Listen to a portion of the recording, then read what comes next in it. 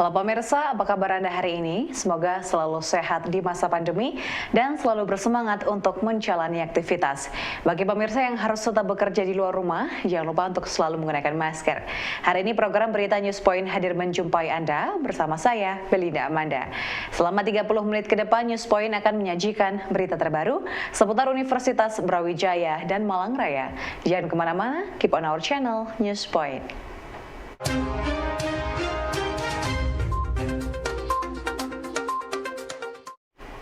Pemirsa, dalam rangka memperingati Lustrum ke-12, UB mengadakan kegiatan penandaan bumi Tetengger Bumi di Kepanjen, Kabupaten Malang. Tetengger Bumi merupakan kegiatan menandai bumi dengan menanam pohon yang hasilnya dapat dinikmati oleh anak cucu dan masyarakat sekitar lainnya di kemudian hari. Dalam Tetengger Bumi yang dilaksanakan UB kali ini, Rektor dan jajaran melakukan uji coba penanaman 100 bibit pohon buah langka, yakni genitu, mundu, sirsak madu, manggis, juwet putih, dan lain sebagainya. Kegiatan Lustrum, Bapak Ibu, sudah kita mulai sejak 1 bulan yang lalu, dan alhamdulillah beberapa kegiatan sudah kita selesaikan. Dan ini menyisakan beberapa kegiatan yang relatif besar, Bapak Ibu. Ya. Hari ini dan minggu depan, pada hari Sabtu, tanggal 17, kita akan laksanakan juga Tetengger Bumi dalam skop yang lebih luas di Desa Sri Mulyo, Kecamatan Dampit, Kabupaten Malang. Ini salah satu wujud dari kepedulian kita terhadap lingkungan di seputar kampus kita berada, dalam mana beberapa waktu yang lalu Malang Selatan dilanda bencana yang relatif besar, dan kita berusaha untuk berada di depan mengantisipasi ke depan hal-hal yang tidak kita harapkan tersebut terjadi lagi. Nah, pada pagi hari ini kita menunjukkan rasa memiliki terhadap lahan yang sudah diamanahkan kepada Universitas Brawijaya ini. Wujudnya bukan groundbreaking berupa bangunan, tetapi bangunan alam. Ya, jadi di kesempatan ini kita groundbreakingnya menurut Prof. Iwan itu non-mainstream.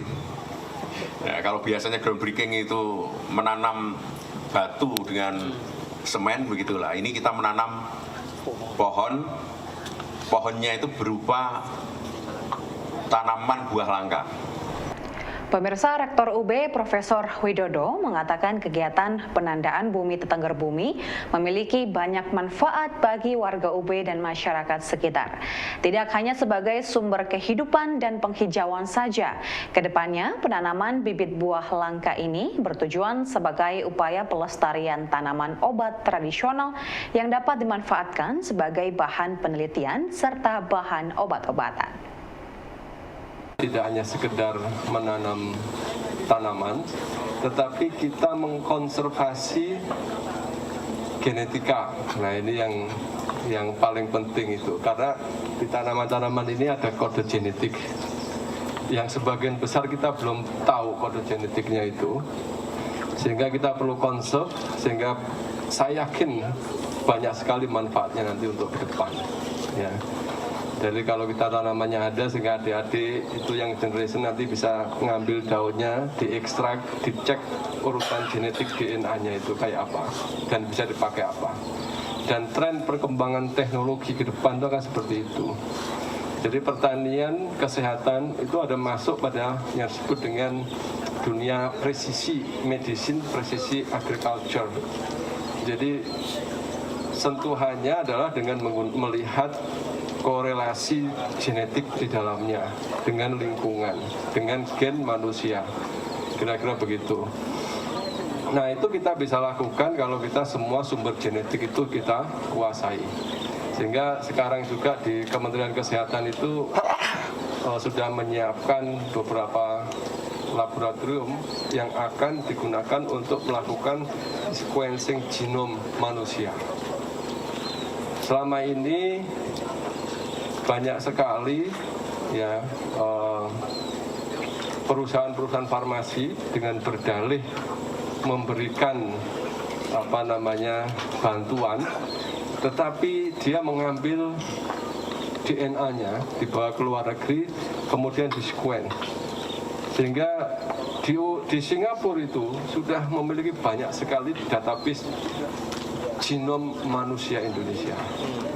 Karena nanti planningnya adalah genom itu yang akan digunakan untuk proses pengembangan obat-obatan. Ya, demikian juga tanaman-tanaman. Jadi kalau saya pergi ke Jepang di Jinbeng Seed itu, di Jepang itu hampir semua tanaman pangan itu sudah ada di sana dalam bentuk biji-bijiannya itu. Dia disimpan, dan tidak hanya biji disimpan, dia dicek, dianalisis genetiknya. Karena ke depan untuk bisa membuat tanaman tebu menjadi menghasilkan sesuatu itu tinggal diinjeksi DNA-nya saja. Bisa jadi tebu, tembakau itu tembakau tidak dipakai untuk merokok lagi, tetapi daun tembakau itu bisa menghasilkan vaksin, vitamin yang orang perlukan.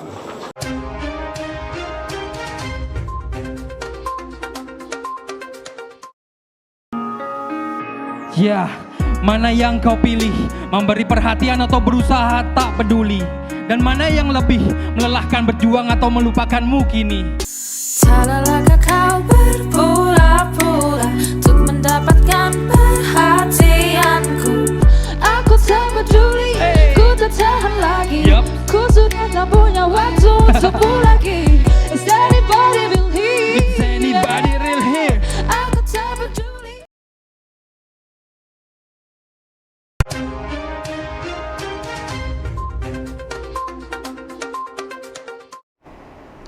Pemirsa, kualitas pendidikan bisa terus ditingkatkan dengan adanya sinergi dan saling menguatkan antara stakeholder pendidikan. Dan untuk itu, Dekan FTUB Profesor Hadi Suyono mengajak perguruan tinggi swasta di Indonesia, khususnya Fakultas Teknik, agar dapat saling bersinergi dalam meningkatkan kualitas pendidikan untuk membekali ilmu dan skill bagi para mahasiswa, agar ketika lulus nanti sudah siap untuk terjun ke dunia nyata. Nah, Bapak Ibu sekalian, mari kita dengan duduk bersama seperti ini kita awareness kita tingkatkan. Kemudian sebagai pimpinan institusi tertinggi untuk Fakultas Teknik juga sama, kita perlu meningkatkan kualitas kita dan kapabilitas kita, sehingga kawan-kawan kita di level dosen, tendik ataupun juga lulusan kita ini kualitasnya bisa tetap terjaga. Bapak Ibu sekalian, belum lagi nanti kita diskusi juga tuh, banyak dosen kita ini masih master, lebih dari 50%.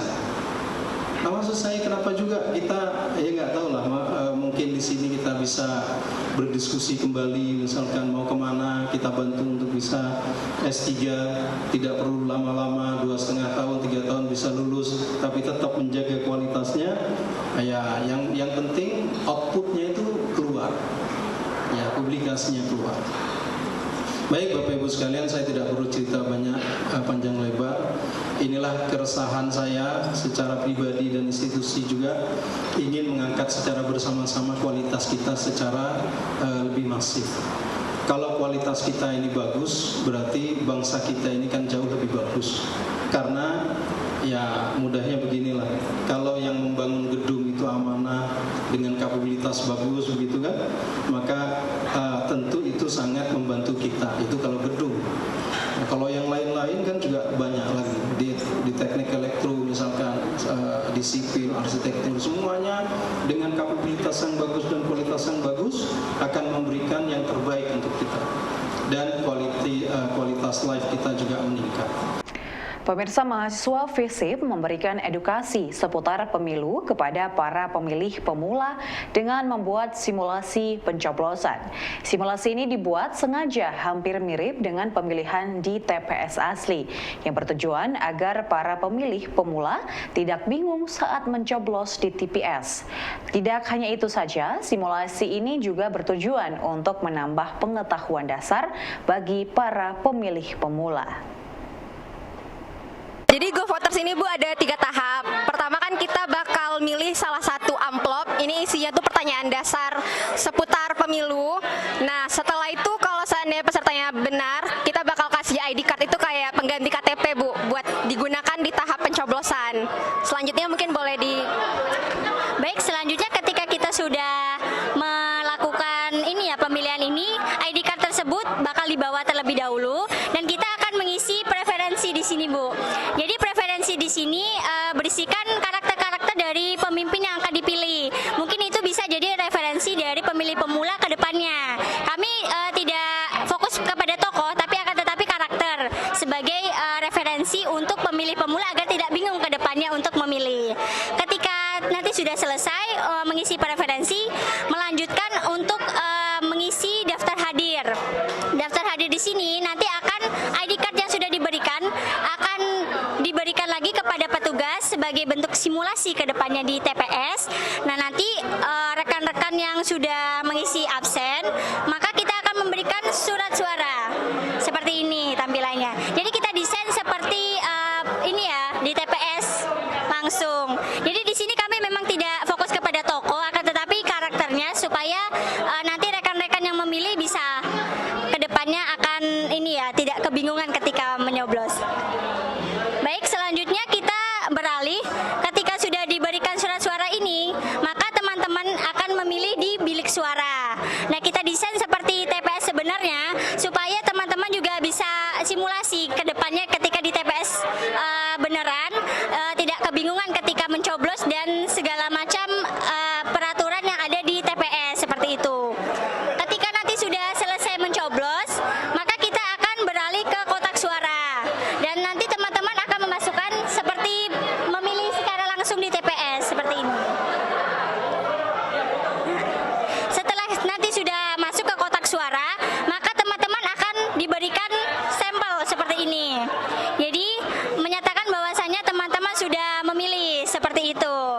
Yang menarik tuh pastinya sesuai sama judulnya ya Bu. Di sini tuh ada fun, insightful, and understandable. Jadi dia tuh fun, kan dalam bentuk permainan gitu ya Bu. Selain itu juga insightful, menambah pengetahuan dasar tentunya seputar pemilu kepada pemilih pemula. Selain itu juga menurut kami sebagai penyelenggara games ini termasuk mudah untuk dipahami karena tahap-tahapnya ya sealur gitu bukan sejalan dan ini seperti praktek nanti saat simulasi pemilu yang sebetulnya gitu Bu.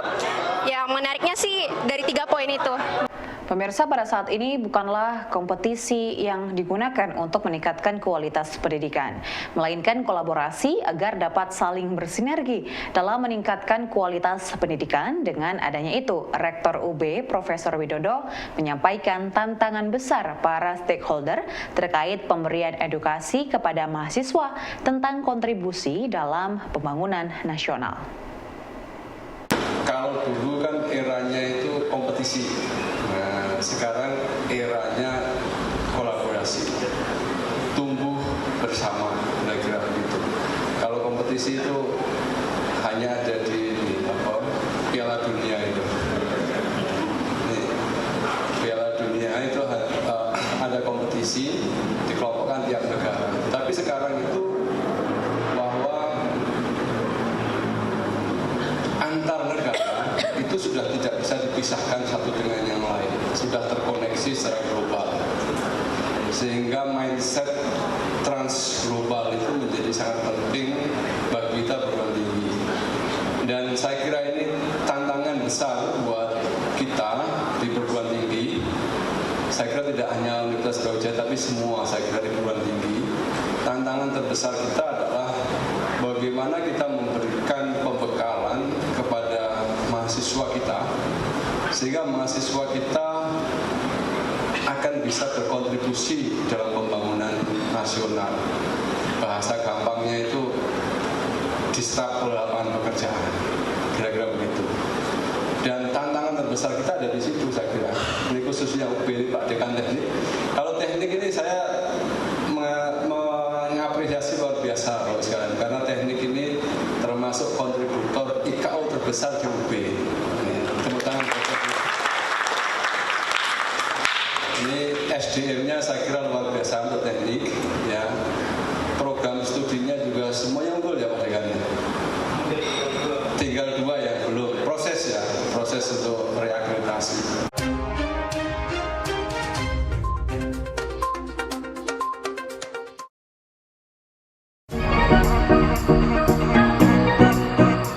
Ya pemirsa, kembali lagi bersama kami dalam program Let's Talk, masih bersama dengan Prof. Emil. Sebetulnya memang bidang saya itu manajemen reproduksi. Ya pemirsa, kembali lagi bersama kami dalam program Let's Talk, masih berbincang dengan tema ekowisata bersama. Ekowisata ini sebenarnya konsep baru. Jadi konsep ini lahir setelah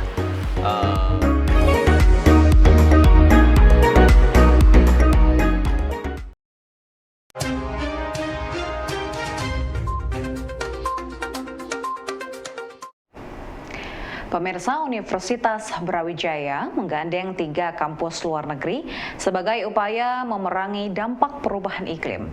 Ketua Tim Riset Indonesia, Profesor Sri Andarini menjelaskan, penelitian ini merupakan peran universitas dalam membangun sistem kesehatan yang kuat dan berkelanjutan untuk memitigasi resiko perubahan lingkungan. Memang kami kemarin itu berangkat ke India dalam satu tim karena riset grant ya yang dari Imperial College itu kami diterima. Nah, yang kami diterima itu adalah terkait dengan pembakaran plastik. Ya. Nah, ada 2 negara juga yang juga diterima, yaitu India dan Bangladesh. Jadi ada 3 negara yang didanai oleh Imperial College ya terkait penelitian ini. Nah, itu penelitian yang akan menyelesaikan non-communicable disease, jadi penyakit yang tidak menular. Contohnya penyakit hipertensi, penyakit diabetes mellitus, penyakit kanker. Ini penyakit kronis itu yang tidak menular, itu yang terkait dengan ini. Nah, nanti ke depan untuk yang ada di Indonesia itu terkait dengan pembakaran sampah plastik yang mana itu mengandung dioksin ya, dan phthalat dan sebagainya. Nah, ini merupakan hazard yang bisa menimbulkan terjadinya penyakit yang non-communicable disease. Memang prosesnya adalah kronis, jadi perlu jangka waktu yang lama, dan ini disepakati atau disetujui selama 3-4 tahun. Nah, ini memang bertahap untuk ini. Nah, ini prosesnya memang sangat panjang sekali ya. Jadi kami mengajukan dengan ya Pak Jarwo, terutama Pak Jarwo dari VIA itu yang luar biasa menurut saya. Itu beliau dengan tekun dan telatennya untuk membuat desain dari riset ini sampai proposalnya sampai bisa diterima itu ya. Kemudian saya diminta untuk menjadi ketuanya ya, dari tim itu tadi ya. Nanti ke depan setelah ini diterima ya, ini adalah tanggung jawab kita bersama ya, artinya kita akan menyelesaikan riset ini sesuai dengan apa yang telah disepakati dengan Imperial College ya. Nah, ini untuk menyelesaikan masalah pembakaran plastik yang ada di Malang Raya. Pemirsa, sebagai upaya mengembangkan talenta bidang perkapalan, khususnya desain dan performa kapal cepat tak berawak, mahasiswa lintas jurusan UB turut serta dalam kegiatan kontes kapal cepat tak berawak nasional yang diselenggarakan secara luring di Universitas Pembangunan Nasional atau UPM. Tim UB pun berhasil meraih juara pertama untuk kategori Lomba Desain Inovasi Kapal Patroli Catamaran. timeline pertama itu kita nyusun konsep desain dulu di kapal kita, terus kita susun ya, inovasi-inovasi. Nah itu sebenarnya waktu itu sempat ada kendala sih Kak, kalau yang kita dari tim kita itu bikin konsep desain karena 2 anggota kami itu masih belum di Malang gitu Pak. Nah, jadi kita cuman berdua doang yang benar-benar nyusun konsep desain dari kapal kita itu. Ya kita kayak pertama pesimis gitu aja Kak. Ini kayak mau bisa lolos ya gitu ke konsep desainnya, bisa tembus ya gitu. Terus ya udah kita bikin konsep desain inovasi yang kayak bukan sewajarnya sih Kak. Pertama itu kayak maksudnya bukan kayak umumkan tentang senjata atau tentang apa gitu. Kita bikin inovasi yang benar-benar beda gitu Kak. Kita berawal dari sistemnya gitu. Terus ya udah kita ajukan konsep desainnya, nunggu pengumuman, terus totalnya lolos gitu Kak. Langsung kayak wah jadi semangat lagi gitu, kayak semangat lagi. Terus ya udah kita mulai fokus ke lombanya gitu, kayak kita lihat timelinenya habis dari konsep desain, terus lomba tentang membuat proposalnya, bermuat proposal tentang desain mock-up-nya yang 3D-nya itu. Ya udah kita juga berbagi tugas sama tim kita. Saya bagi tugas kurang lebih 2 bulanan. 2 bulanan itu benar-benar fokus ke konsep desainnya sama proposalnya gitu Kak. Kita fokusin di situ. Terus saya juga sempat bulan Oktober tuh sempat iseng gitu Kak, kayak bukan iseng sih, kayak buat timeline gitu Kak. Buat timeline kita fokusin 3D-nya, fokusin augmented reality-nya, fokusin proposalnya. Terus saya tuh sempat iseng nulis di timeline-nya itu di bawah itu maksimalin 3D, fokus augmented reality. Nah di bawah itu saya iseng namain bisa juara gitu. Ya udah Kak, ya iseng gitu lah Kak. Biar buat motivasi juga itu ke anak-anak. Pemirsa, kecerdasan buatan dalam pertanian dapat membantu para petani mengoptimasi pertanian. Selain itu, dengan memanfaatkan kecerdasan buatan, para petani mendapatkan hasil panen yang lebih tinggi dengan kualitas yang lebih baik meski menggunakan sumber daya yang minim. Jadi sebenarnya ini ada satu misi gitu ya. Bidang pertanian itu kan kurang diminati oleh anak-anak muda, dan itu terjadi di hampir semua universitas Indonesia. Yang peminat untuk bidang agrokompleks, pertanian, peternakan, perikanan itu menurun. Nah, seperti halnya sebuah makanan yang kekinian gitu ya, perlu diberi topping yang tepat. Nah, jadi saya coba mengenalkan ini loh, artificial intelligence ini, kecerdasan buatan bisa ditambahkan ke bidang lain, salah satunya bidang pertanian. Bagaimana artificial intelligence itu membantu pengelolaan pertanian lebih efisien. Contoh yang paling gampang, manajemen pemberian pupuk. Bagaimana pupuk itu dicampur. Harganya kan macam-macam pupuk itu ya, harganya macam-macam. Kemudian kita mencari kombinasi yang terbaik. Total harganya murah, tapi kebutuhan tanaman itu terpenuhi. Jadi, tapi karena ini konsepnya itu konferen kan ya pengetahuan gitu ya. Jadi pengetahuan umum dulu. Siapa tahu nanti ada adik mahasiswa yang tertarik atau peneliti yang mungkin selama ini hanya di agriculture saja, mulai memikirkan ini loh, ternyata artificial intelligence itu bisa masuk. Pemirsa, informasi tadi sekaligus menutup perjumpaan kita hari ini.